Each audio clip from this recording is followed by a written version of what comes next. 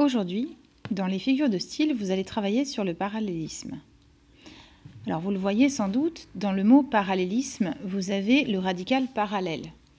Le parallélisme est une figure de style, c'est-à-dire un procédé d'écriture que l'auteur emploie dans la fabrication de sa phrase et qui est basé sur un phénomène de parallélisme, c'est-à-dire qu'il met en place deux idées qu'il va mettre en parallèle.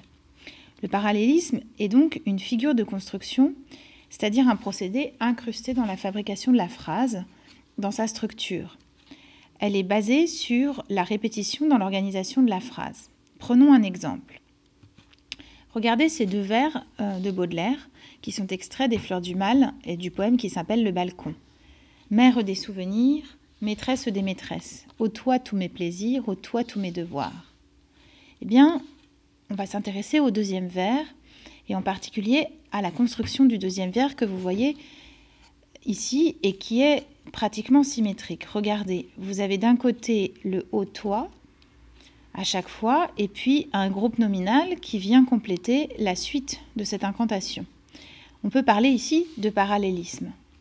Prenons un autre exemple et regardons le fonctionnement du parallélisme. Pour qu'il y ait effectivement parallélisme, il faut retrouver la même structure dans la construction de la phrase.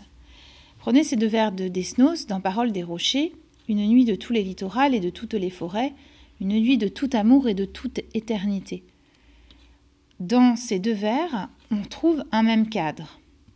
Les deux vers commencent par un groupe nominal, une nuit, qui ici, situé au début du vers, constitue aussi une anaphore, donc une répétition. Mais regardez tout de suite après, vous retrouvez une structure, un cadre stable de tout, que l'on retrouve ensuite dans la deuxième partie du vers.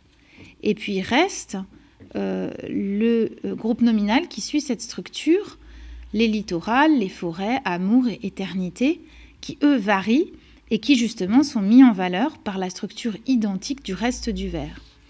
Voilà, vous savez désormais ce qu'est un parallélisme.